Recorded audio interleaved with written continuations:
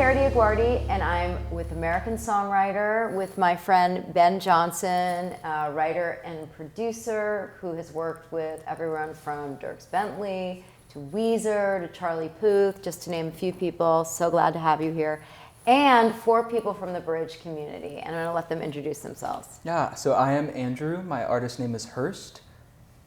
Hi, I'm Amber Gideon. I'm a songwriter from Chicago. I'm Cherie. My artist name is Rhea. Hey y'all, I'm Hazi. I'm a singer-songwriter from Knoxville, Tennessee. So we're going to talk about publishing today. We're going to ask Ben some questions, and then we're going to talk about what it's like to be published versus unpublished. And let's start it off. Thanks for having me. Glad to be here. Yeah, you're killing it. So what I think is so rare about what you've been able to do is that you're Nashville-based, right? True. But your first cut was with Charlie Puth. True. Which is so. All right. First of all, let's rewind. Let me just say a little bit about what you've done. So Okay. You've worked with Charlie Puth. You've worked with Dierks Bentley. You just have Weezer, Grammy-nominated song, Yeah. and there's someone else, Lee Brice. Lee Brice, yeah. Right? Yeah. But I met you a few years ago. What was it, like 3-4 years ago? Yeah, probably 3 years ago. And you were just starting out. Just starting out, yeah. So tell me, like, how did you even get to Ashley Gorley? Like, how did you get published? How did you get discovered? Oh, okay, wow. So Is this a good story? This is it is a story. I don't know if it's good. You tell me if it's good or not. Okay. So I moved to Nashville about 9 years ago, and I moved with my 2 sisters. We have a band together. And so we had played in Mississippi. We're from Mississippi, and so we've been playing around and around the state, and someone came up to us who was like Alan Jackson's old publisher, and he was like, hey, if you want to make it in music, you need to move to Nashville. And so we're like, all right, I guess we're moving to Nashville, you know? Like, literally, that's what made you Literally, like we packed up our bags. My younger sister was like 14 or 15, like we just all moved together. You had parents though, right? We did. They didn't come with us though. They were back in, there. We all came up by ourselves, and Wow. Yeah. So you guys were just like, we're gonna do this? We're just gonna do it. We'll figure it out. Yeah. So that's what we've always kind of done. And when we moved here, we realized that okay, we're not good enough for people to give us their songs, so we probably need to write songs. That's exactly what happened to me. Yeah, I remember hearing you the say same that. thing. Yeah, I was like, okay, well, better learn how to write songs. So just kind of dove into it and pretty quickly realized that I didn't even know what a co-write was. I remember I met Rivers Rutherford, who's like a legendary writer, and he was like, hey, heard some of my music, and he was like, hey, we should write sometime. I was like, oh, I actually write my own songs. Oh. like I didn't even Okay, know. so by the way, Yeah. these 4 are Yeah. up and coming songwriters and artists. So by the way, that's a really good piece of advice. Never say that to someone. When Never they're say that. right? Yeah, let me learn from my mistakes. That's why we're here, is to learn from all your mistakes. But eventually he was like, no, this is how you do it. This is how you get better. I was like, oh, okay. And so I did end up writing with him. He was one of the first people I ever co-wrote with. And then Wait, so what was that like? Was that scary or? I wasn't smart enough to be scared, I don't think. I probably should have been. Like, I didn't even know he'd written like a lot of my favorite songs. I was just like, oh, cool. Yeah, this guy wants to write with me. Maybe it'll be cool. And then it was. So, just learned like that. And then, I was unpublished for 6 years. So I pretty much went to every publisher in town, I've literally been rejected by probably almost everyone in town, like professional at getting the Nashville no. Like I could sense. I was like, Wait, yeah. did you just make a term called the Nashville? The Nashville no. I don't know if I might have coined it. I don't That know. is I've heard amazing. It Then yeah. we're gonna turn the Nashville no. The Nashville no, yeah. Into the Nashville. It's when they're super nice to you, and you're like, I'm about to get signed. Like I'm about to make it, and then you don't hear from them forever. That's amazing. And then so it's just kind of if you don't hear back, it's the Nashville no. So you got the Nashville no for 6 years. Got the Nashville no for about 6 years, and long story short, I basically my sister was going to Belmont and she saw Ashley give a keynote speech, Ashley Gorley, and she went up to him afterwards and was like, hey, would you ever meet with me and my brother and sister and just like listen to us? And he was like, sure. And so we met up with him, played him some songs, and he was like, yeah, this is pretty good. And then I had been working on making my own tracks, in Logic, and I said, hey, listen to this. I made these beats or whatever, and I played him some beats, and he was like, this is cool, but like I'm not really looking to sign anyone right now. and you know, it was more. So you got a Nashville no. You got another. Well, it's even more straightforward than a Nashville no, but you know, it was Ashley no. And so, and so then I said, well, hey, would you mind if if you just listen to my songs every 3 months, and I promise I'll just take 10 minutes. Tell me why all my songs suck. I want to get better. And I said, like, that's all I ask, like, if you would do that. And he's like, yeah, I'll give you 10 minutes every 3 months. And so... Are you guys listening to this? Yeah. This is amazing. I would literally work on songs, and I'd come in with like 50 songs, and I'd, you know, pull down the best ones I thought were amazing, and then he'd be like, all right, this is what's wrong with this one. This is why this one doesn't work. Oh, there's something cool about this, but you should try this. And it was just like, that advice changed my life because he was telling me exactly like ways to get better and really, really tangible ways that I could work on. And so I'd come back and I'd literally, it's so embarrassing the things I would do. I was like, I would write down how I'd worked on the things he told me to work on and stuff.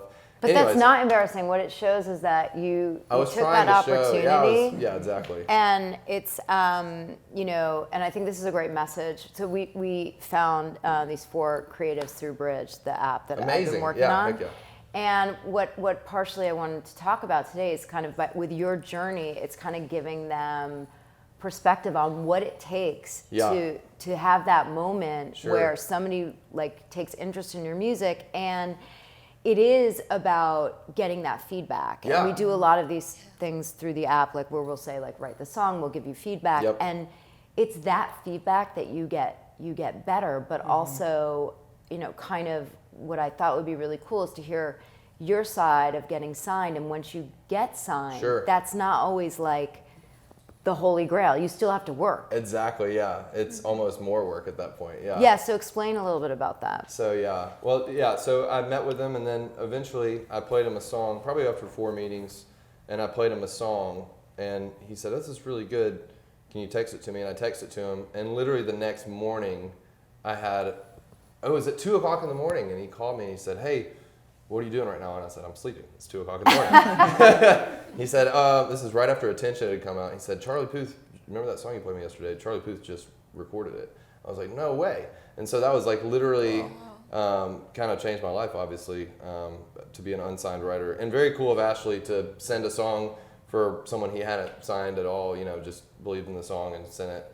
And yeah, and then of course I wanted to work with him after he showed that much faith in me there. And so, yeah, that's how I got my deal. But like you said, I mean, from the time I signed my deal to my next cut was probably 1.5 years.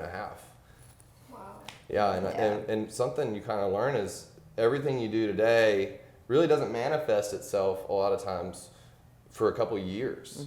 Yeah. Sometimes it takes a long time. I mean, my Dierks Bentley song Gone was a great example. I mean, we wrote that song 1.5 years before it got cut, and literally had no feedback on the song. Like, no one said they liked it. We just wrote a song and assumed everyone hated it for 1.5 years. And then 6 months later, it's #1. So it's really, I think one valuable lesson I've learned is not to judge my work from when I finish it.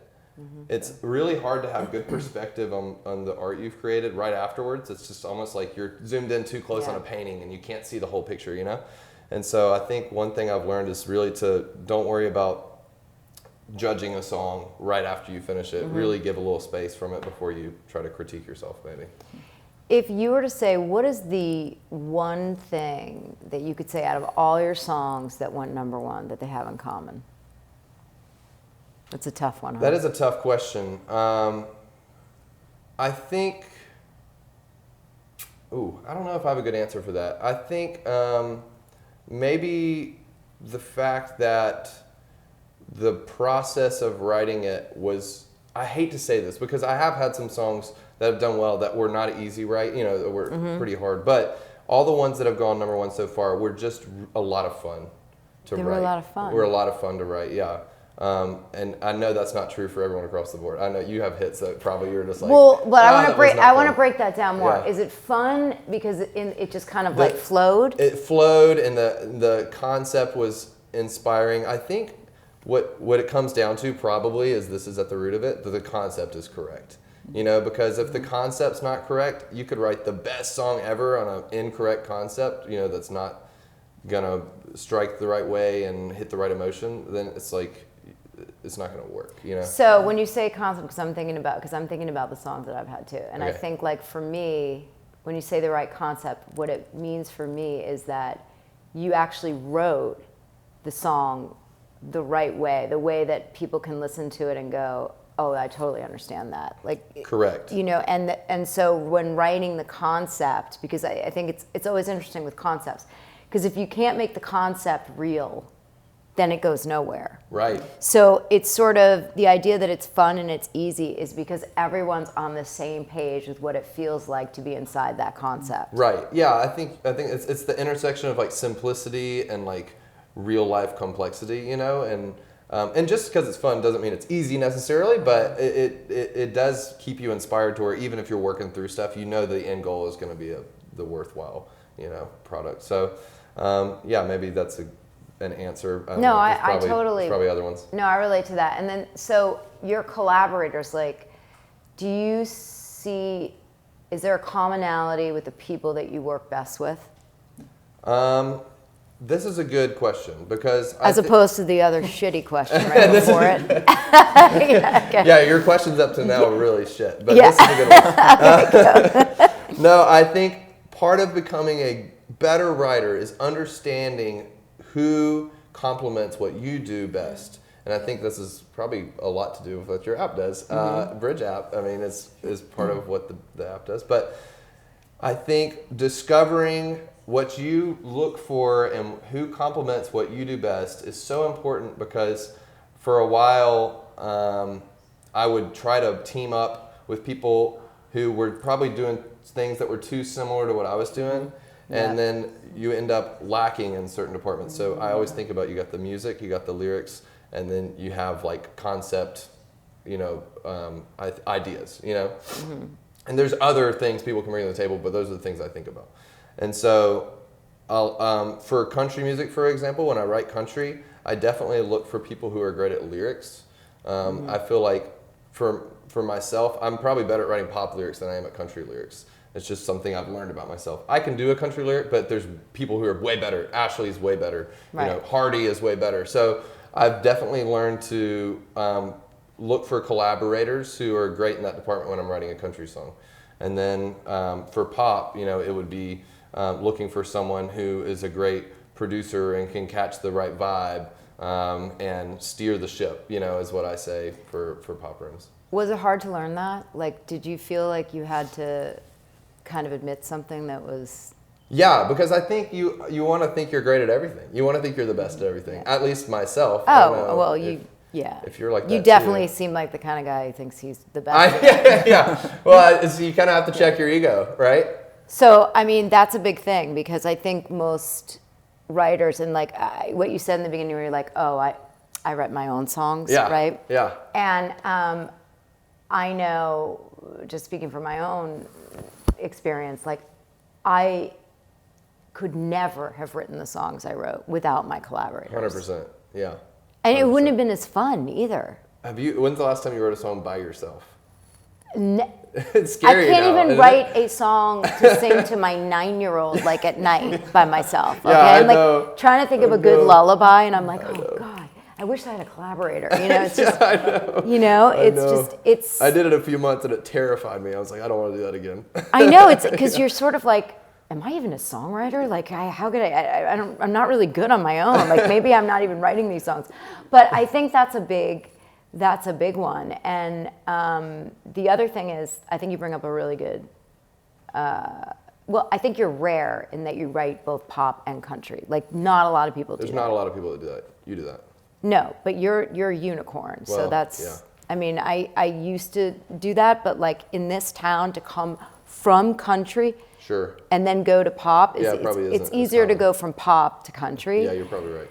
So, but I think like just knowing you, I think that some things I could say about you is you're just a good hang too. Mm-hmm. You're fun and you're easy. People want to open up around you. And I think that's a big part about it too, is Yeah.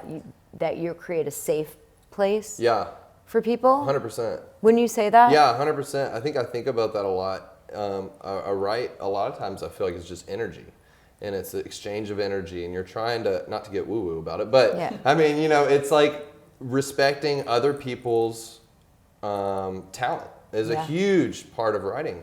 And I think a lot of times, especially when you're coming up, you think it's actually, you kind of get twisted. You're like, oh, I need to prove myself. I need to do all this. I need to write every line. I need to be the person with the idea. I need to do everything. And then as you get better, you realize, oh, actually, maybe I need to be listening more. And maybe I need to be seeing what everybody else is bringing to the table and respecting and not just dismissing an idea because it's not what you thought of. It's actually, oh, that's a credible idea because they're in this room and they're really talented as well. And so I think that's been a very big key for me is learning to listen more and really try to bring out the best in other people. I love that. And I think the only way you get to that place is by doing a lot of co-writes. Yeah. You know, you have to, because you do, I mean, I was telling a story before about like an artist I worked with where I was more interested in making sure she knew I was talented. Right. Like, it was my insecurity, Right. and she was sort of like, "Oh my God, that's a lot of energy that I don't need. Like, can you just chill out?" Yeah. Instead of just like listening to her story, Right, You know, exactly. So, I mean, this is amazing that Ben, you're here because I do feel like as artists and creatives, we need to have these conversations with the people that are coming up. Yeah, You know, 100%. because Ashley did that to you. 100%. I had that done for me, Yeah. and so now there's this moment where you guys can ask Ben some questions. I mean, you know, there's a limit to the And kind Kara. of question that you can ask him, but, you know, like, is there something you want to ask him that maybe he could... Everyone's like, no, I'm not asking any questions. I think I'm curious too. I have some industry specific questions about navigating that, but Sure. also just your own personal experience. So I know that when I was growing up, I didn't take a crash course or go to a class to study pop music or anything. Right.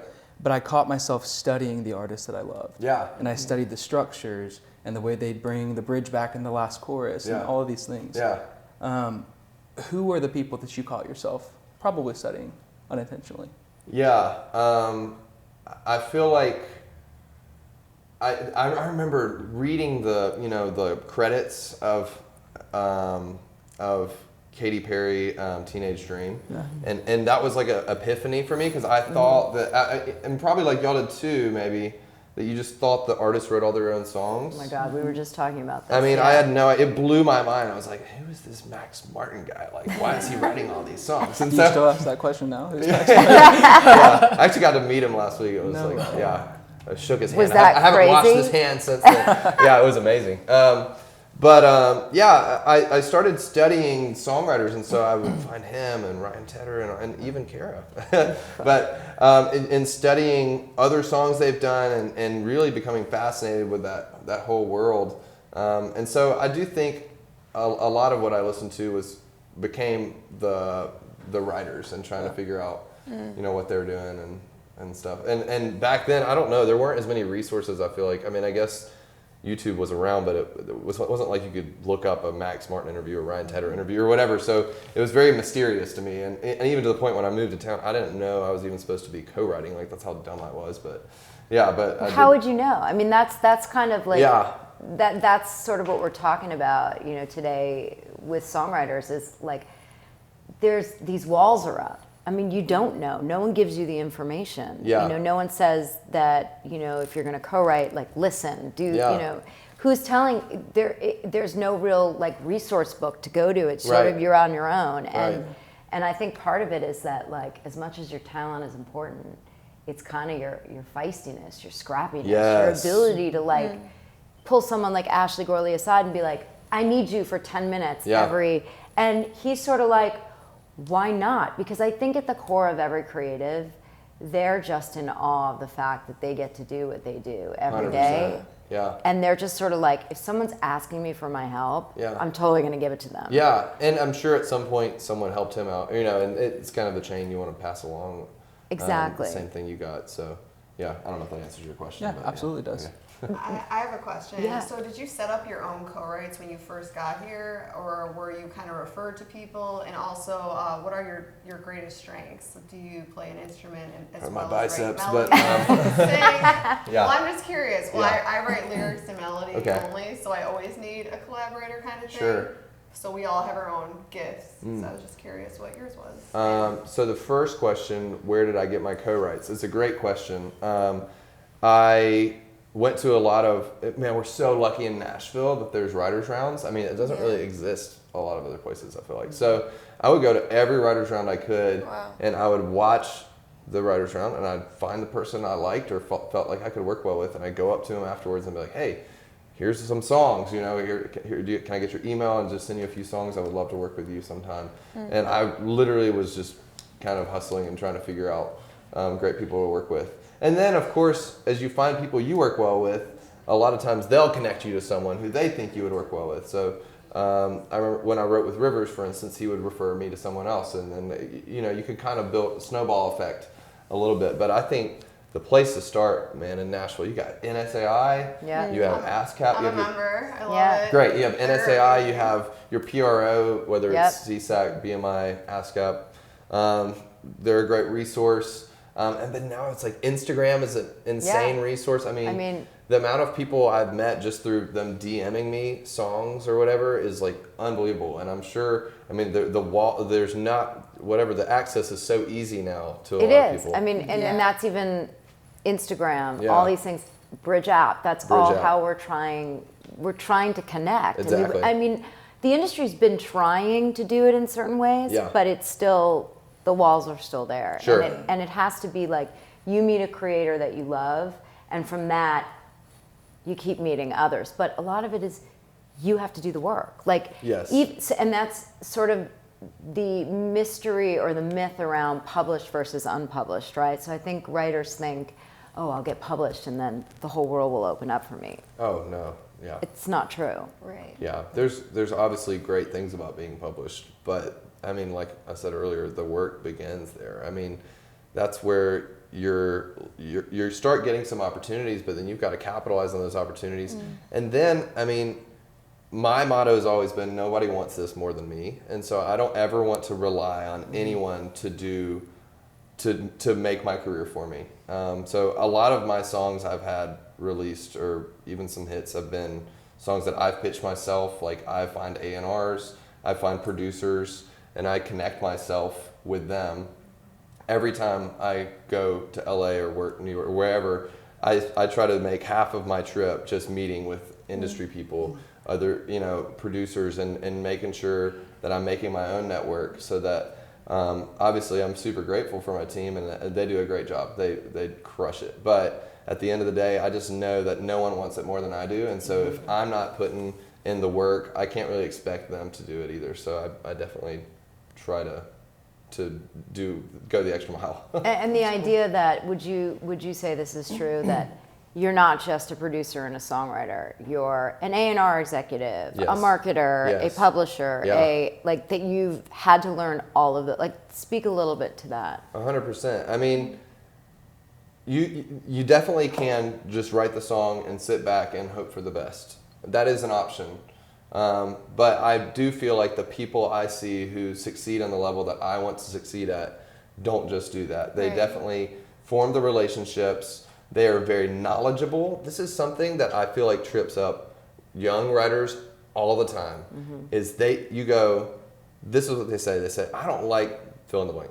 I don't like country music. I don't like country radio. It's so boring. It's so predictable. And then you go, name 5 songs in the top 30. They have no idea. And so, well, if you're gonna try to make an impact on the genre, even if you're not gonna write what's on country radio, you should probably be knowledgeable about what's successful right now. Yeah. Because you could be writing the same thing you're hating on. Like, you don't even know. So, like, I think it's so important. Like, I've always, or not always, but something I've done over the years is I study charts, I study what's working. And of course I listen to stuff that's, you know, just what I find inspiring. But I think it's very important. Like, I feel like you should know every song in the top 30, probably the top 40, top 50. And like, you should know who wrote it, like what the artists are, what they want to say. And so that when you're in a session and you finish writing a song, you don't just go, okay, cool song, hope someone does that one day. You go, oh, you know what, who could use this song right now? Or you know what this reminds me of? Even if it's not Gail, maybe it's somebody in that vein, and you know like other options for the song. I mean, it's a tough world out there. And the thing is, what you realize is that you're not competing against each other. You're not just competing against me. You're competing against every person who has the ability to get a laptop and click record in the world. And any one of those people could write a fantastic song at any point. So what can you do besides just write a song to differentiate yourself? What relationships can you form? What are just the little things that you can go from here to like just a little bit to the left to try to give you an edge over everyone else? Man, you're a born mentor, and you're going to start you have a publishing company, I do have right? a publishing company. So would you say is the number one thing you look for? Well, I have one writer right now, so it's very small. So far, I've looked for. But what is someone the who's better thing than that I am. impresses you? I do too. Yeah, someone who does things I wish I could do.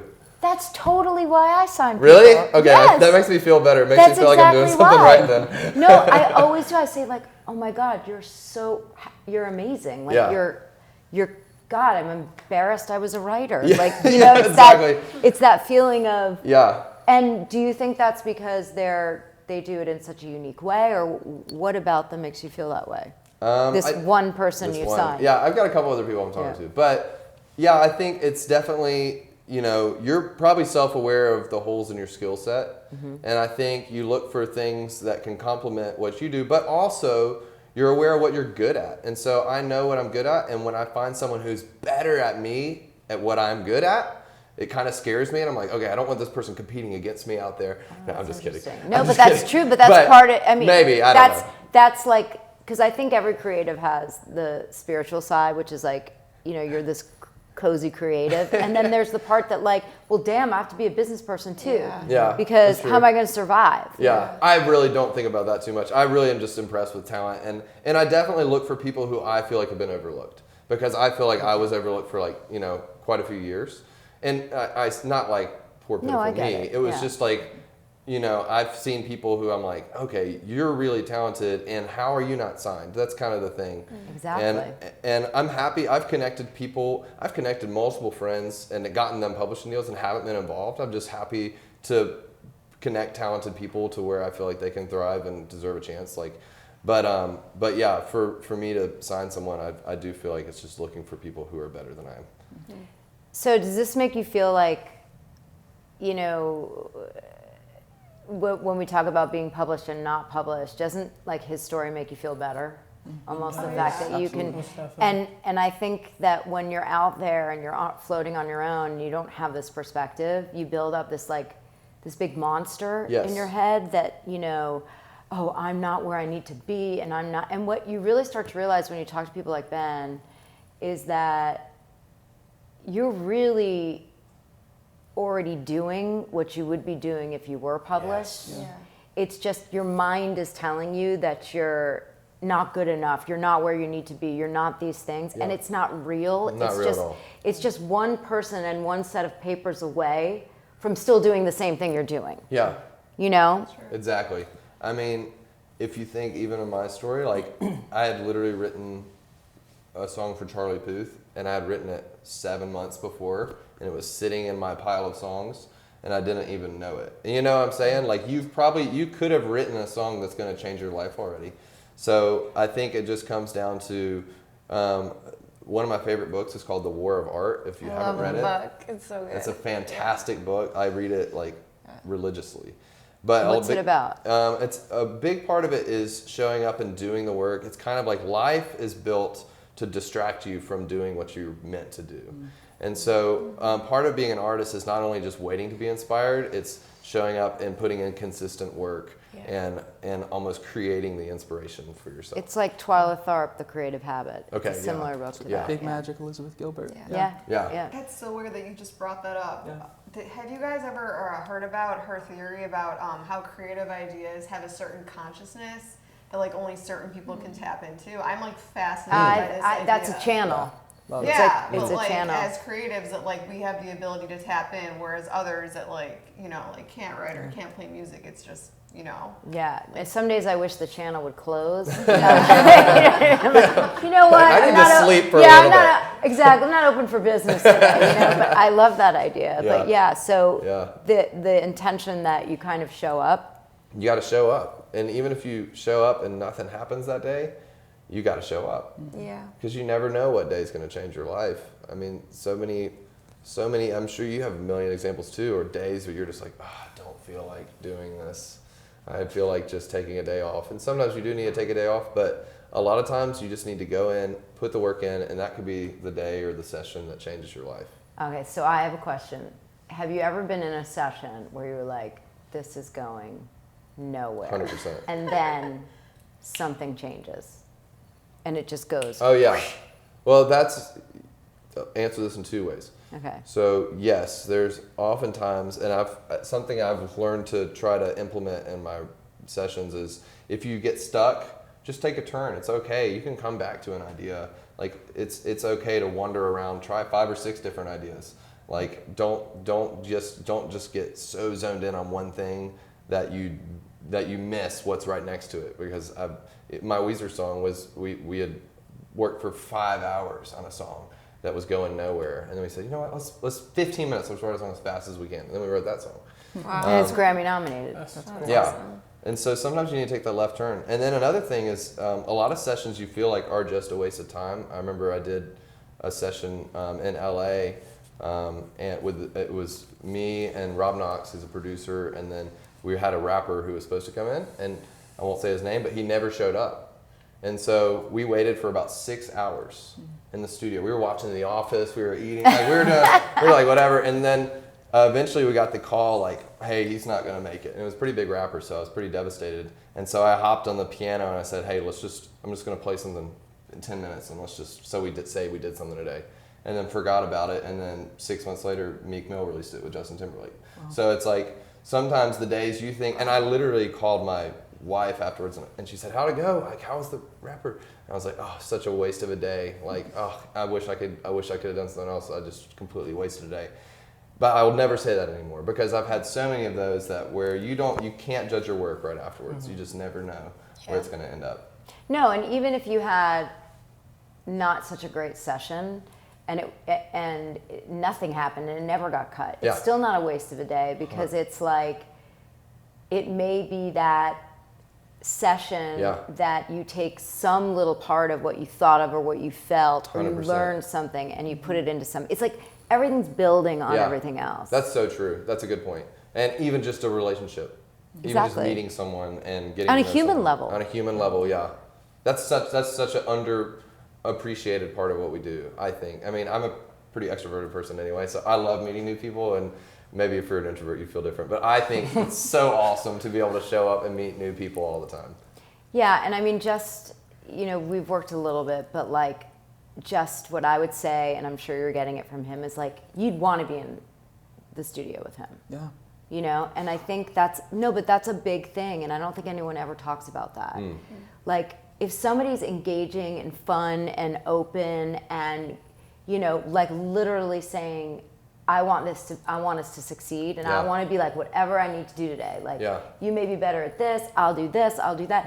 You're more open to writing a great song because you want to be in that room. 100%. And nobody talks about that. Like, they make it about your skill set, but there are these, in the last few years, they're like people that are known as vibe writers. They create a vibe. They make you feel comfortable and empowered. Exactly. And that's what true collaboration is about. It's not just the skill set. It's the feeling that these people in this room are rooting for you. Yeah, 100%.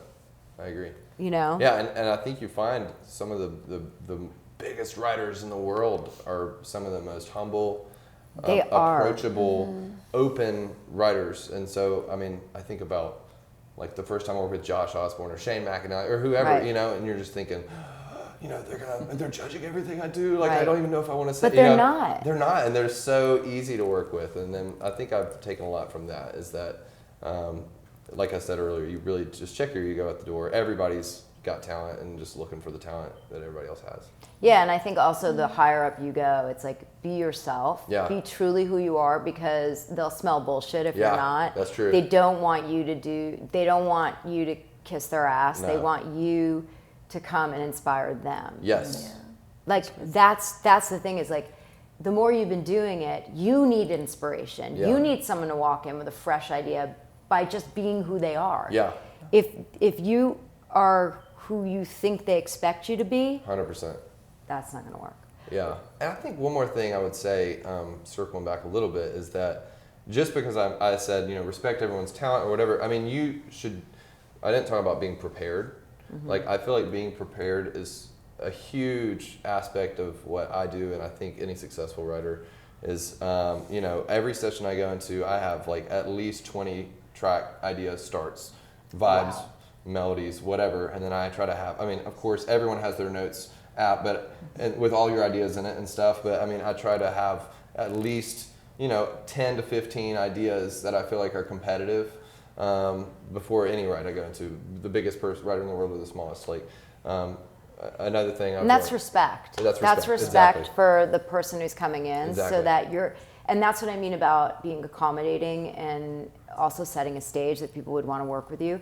It's like you did the homework. Yes. You were like, okay, you're coming to my studio, Yeah. like I'm gonna have the lasagna, I'm gonna have the salad, I've got the wine. Yeah. It's like, it's not like, oh, you The Red came. Bulls. It's like, I don't have anything. God, I gotta go out to the store. I gotta, it's like you're creating the vibe because you're making people feel like, wow, this guy like really cares about me and has brought some ideas. And Yeah, I think exactly what you said is respect. Respecting other people's time and their willingness to show up and work with you. And I would hope they show me the same respect too. I think we should all, treat each other that way. And even if you don't end up, look, a ton of times I don't use a single title or a single track or anything. You pull out a guitar and start singing random stuff. But I think having that in the back of your mind, even for me, is very. It enables me to feel a little more safe and secure, even to venture out into other stuff, because I know, hey, even if we strike out on all this stuff, I've still got some other stuff I can fall back on if we get stuck. So, do you write lyrics and melody in unison, or are you kind of like having poetry on one end and like fill in the melody later? I think it just depends. Yeah, I feel like for most people, probably that's the case. Sometimes it hits you all at the same time. My favorite is when you're just walking around real life and then something just happens, and then you have to memo it, and it's just like in the words and the melody, and maybe it changes, but that's really what I live for, and I think we all live for those moments. Yeah. So Go ahead. Nope. This is a question for like both of you guys. So like whenever you find yourself in like a writer's block, and it seems like it's going on for a minute, what would you do to really get out of it? Mainly because there's been times where I have found myself in these blocks and I'm not very used to having co-writes. So like I've had maybe like 2. Okay. And something that like I guess you can say scares me for like later on having those co-write sessions is like, what if I am in that block? Yeah. And it's like I'm going there and I'm like, oh my gosh, now I'm freaking out even more. So it's like, what would you like, I guess, advise? yeah, so the thing about fear is if you put too much energy or intention around the fact that like, oh, if I get in a collaboration, I could screw it up because I won't have something to say. You're almost putting that energy into the collaboration before you're having the collaboration. And I think the way to think about collaboration is it could be the solution to your fear, because it's also someone else has to share the room with you, and they probably are worried about what they're going to say as well. So it's like 2 minds are better than one. It's like, okay, what do we want to write today? Maybe you didn't have an experience that you want to bring into the room, but maybe your co-writer did. And maybe you can start from there. So that's co-writing. Actually, to me, I look at it like this. Like we've got, 4 bricks. Me, I got to lift 4 bricks. But if I got a collaborator, hopefully he's going to take 2, I'm going to take 2, or I'm going to take 1, they're going to take 3. It's like sharing the experience. And by doing that, I think you can have less fear almost if you approach it from the fact that you've got like a buddy to help you, with this. Absolutely. So I think by staying too much and worrying about what could happen if it doesn't happen, you just have to go in and try to be in tune with yourself that day. That's why I always say, like, being a great collaborator, it's more important that you know yourself. You know how you're feeling, you know what you're good at, you know the kind of day you're having. You're aware of yourself. You are taking ownership and responsibility for you.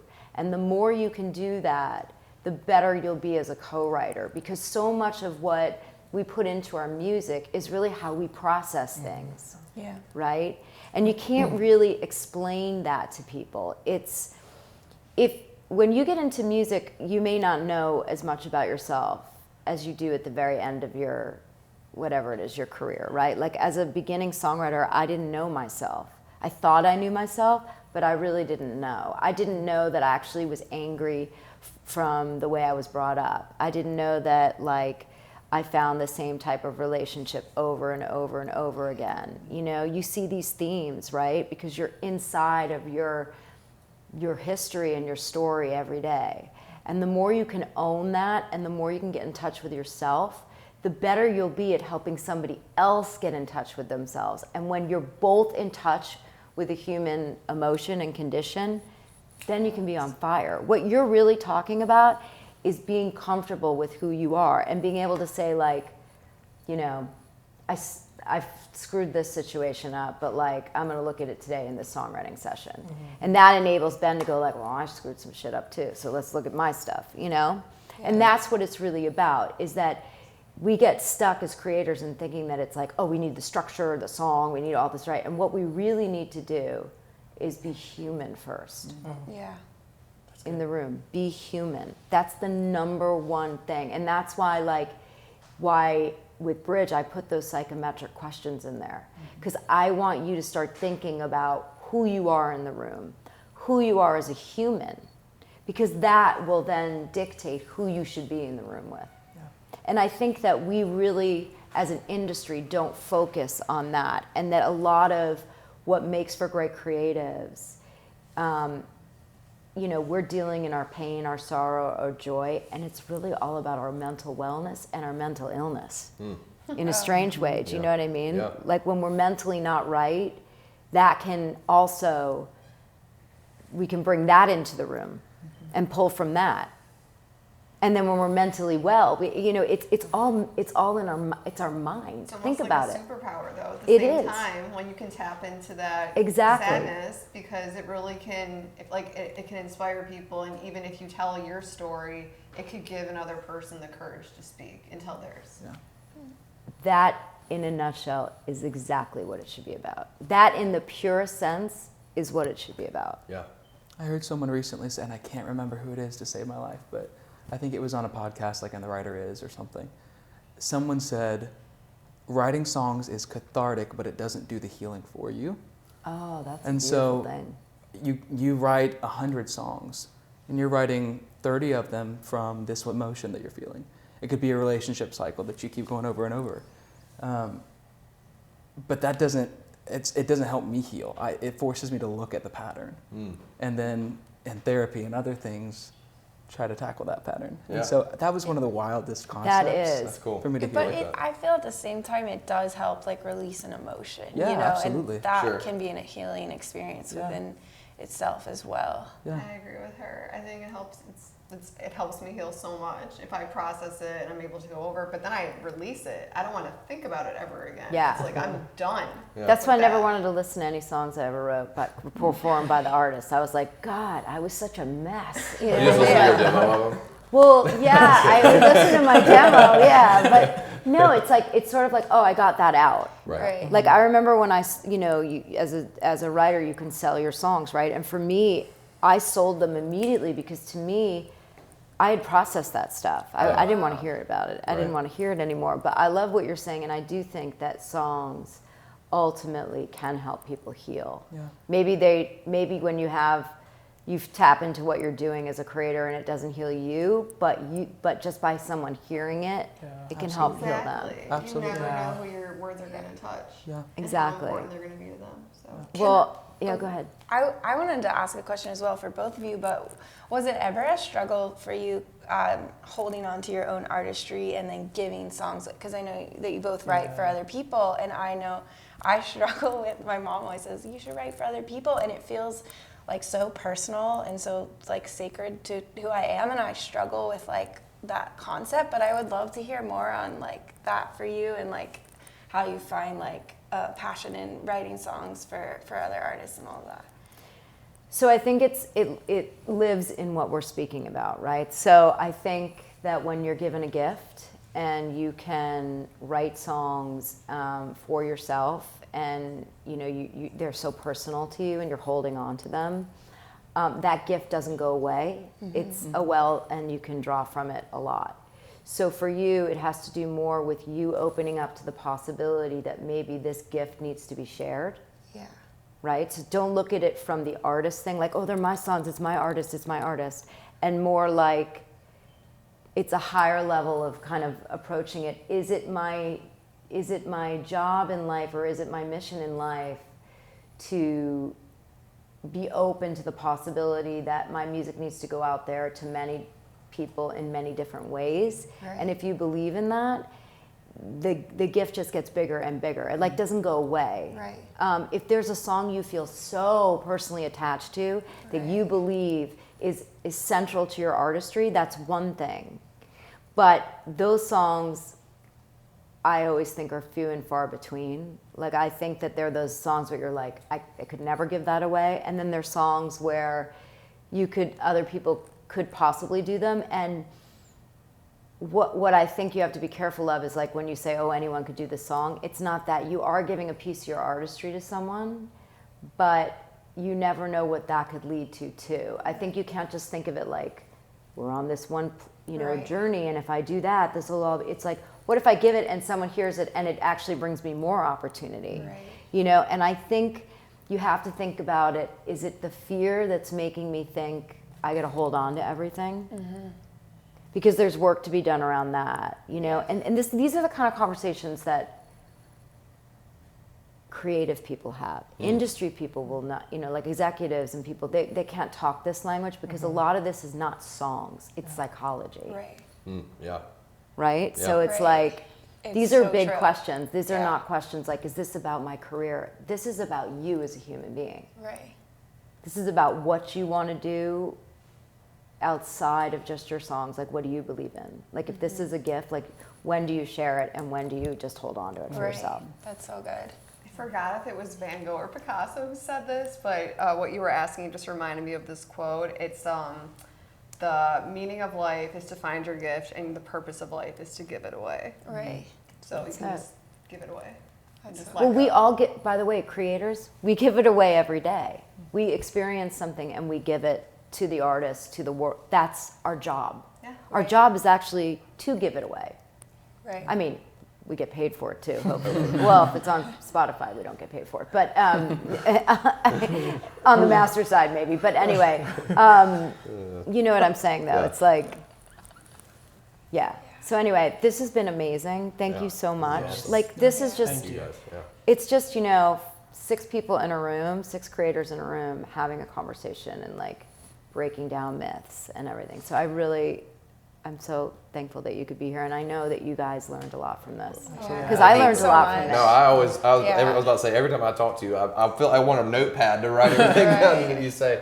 I learned so No, much. but I just learned from you. I'm like, I got to get my 25. I'm not writing anymore, but I need my 25 things ready for people. Like, I need to make them feel respected. And Yeah. sometimes, like, I'm so busy that I lose sight of the fact that this is person to person. So Yeah. I really, Well, thank you so much. for having me. It means a lot that you would think of me, and thank you guys for showing up. Hopefully, Yeah, now Thanks. you can like chase him around town. know. of course. Ben, My DMs are open. thank you.